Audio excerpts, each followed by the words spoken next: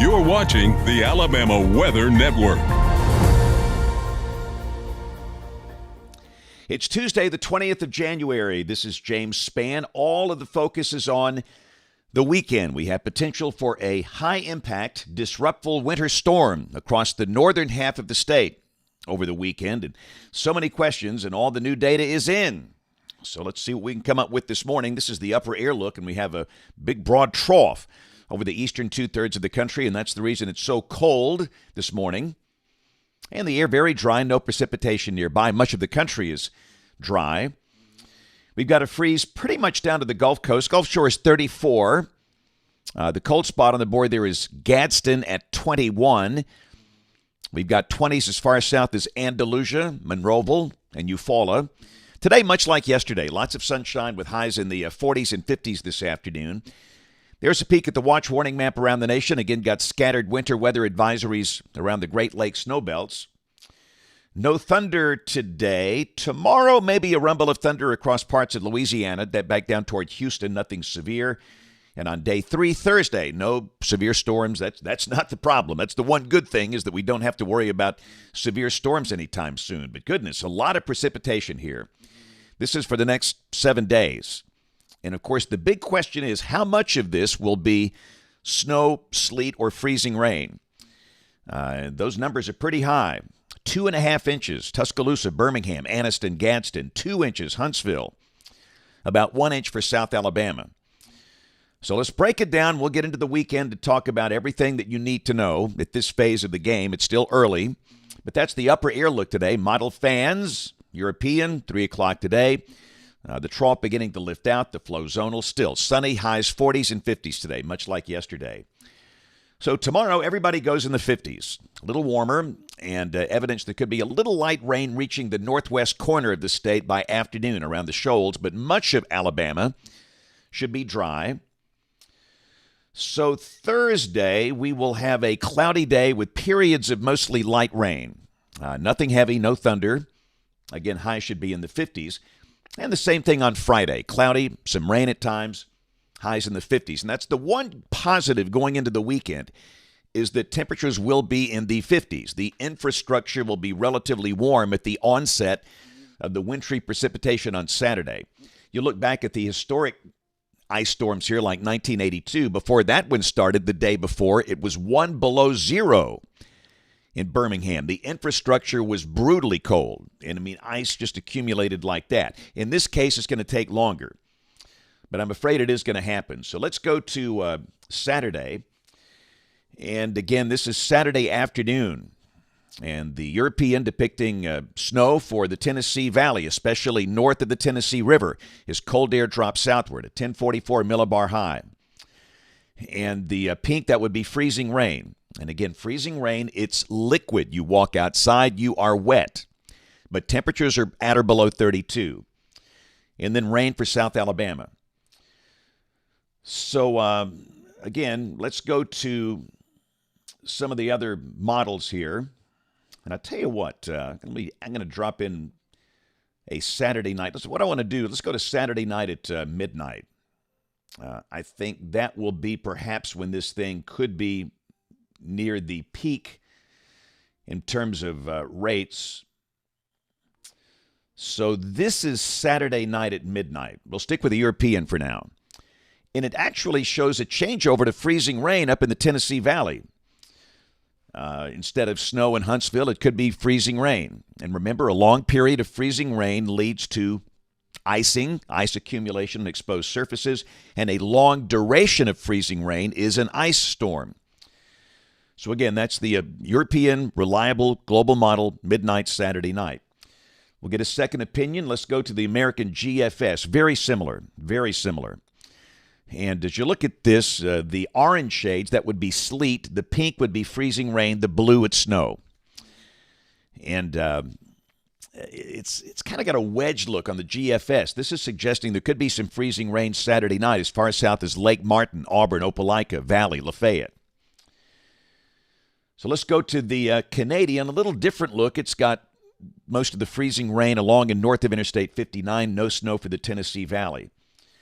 And again, looking at all this deterministic stuff, it's going to flip and flop. But the messaging, it's very consistent. The signal is very consistent. The pattern favors a significant snow/ice event for the northern half of the state over the weekend.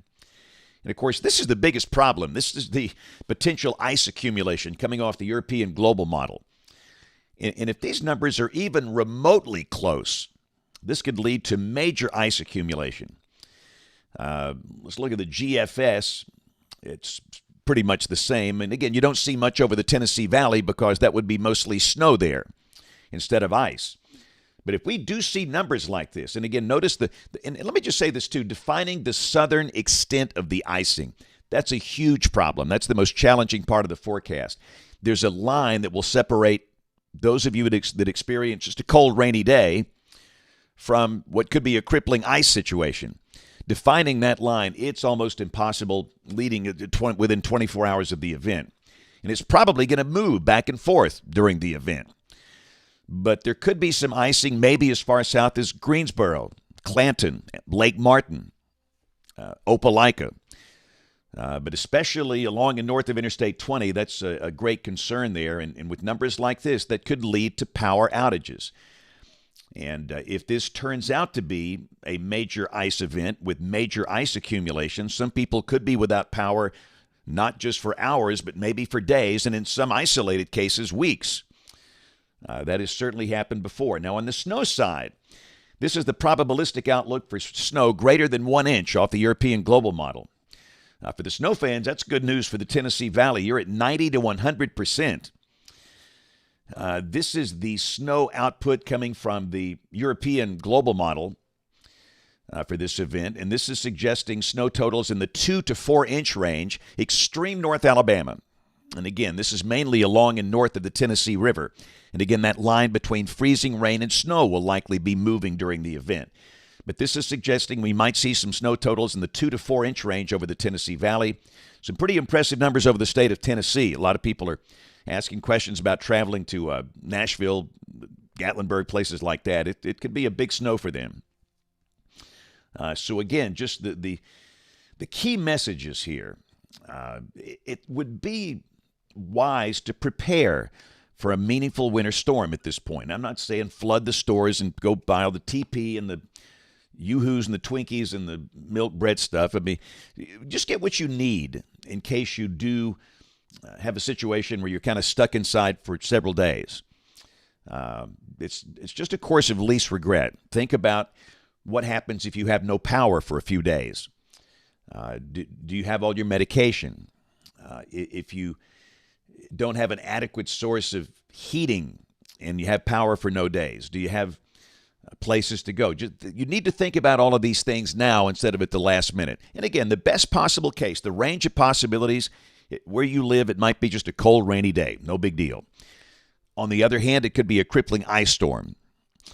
And most likely, the most likely result is somewhere, of course, in the middle, and we'll be much more specific about the impact. The way I like to do this at the timing is be pretty specific tomorrow about the times, the windows of this thing, and our public forecast. And most people don't watch these videos. This is for weather geeks and dweebs, and we thank you for watching these.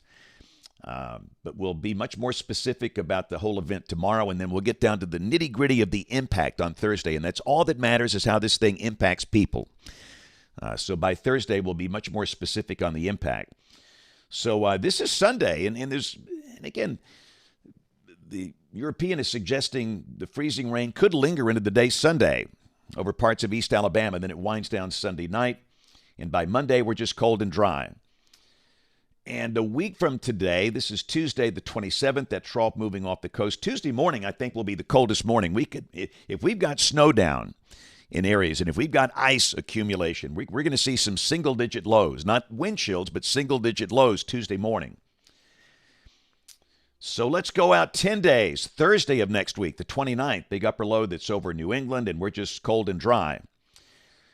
Here's a look at precipitation for the next 15 days, a little over 3 inches, and a lot of that's going to be with our weekend winter storm. This is between now and the 4th of February. And temperatures coming off the national blend of models. This is for the central part of the state. If you're in the Tennessee Valley, subtract numbers from this. If you're in South Alabama, add numbers to this. And understand, models don't handle shallow cold air very well. You see 41 on Saturday. But with very shallow cold air for a lot of North Alabama, temperatures will likely drop to near 30 during the day. And then, again, notice the bottom drops out Tuesday morning at 13. But again, if we've actually got, snow and ice around, it's going to be colder than that. Latest long-range guidance. This is for the 27th through the 2nd of February. Blue, below average. So looky here. On top of everything else, we had a pretty impressive aurora display last night. You can't see this with the naked eye. I say impressive. All these shots were from Alabama. You couldn't see it with the naked eye, but if you get your phone out with kind of a long exposure, you could see those faint colors on the northern horizon with a pretty significant geomagnetic storm last night. So a lot of things going on here. All right, so today I will be in Athens. Got a homeschool group, and then I'll be at Athens Elementary. Tomorrow in Anniston, Donahoe School. Thursday, Asbury Elementary in Albertville and Marshall County, then Pelham Oaks Elementary in Shelby County. Friday, Magnolia Elementary, and then Hewitt-Trussville High School. So a busy week, and then this weekend we will be in Studio A in the Alabama Weather Network. And remember, that's another thing that you need to do is follow us on all the platforms. Get the app on your TV, on your phone, your tablet, so you can watch us. We'll be live for a long time during this thing. The one thing, we don't have to worry about cutting off TV programs.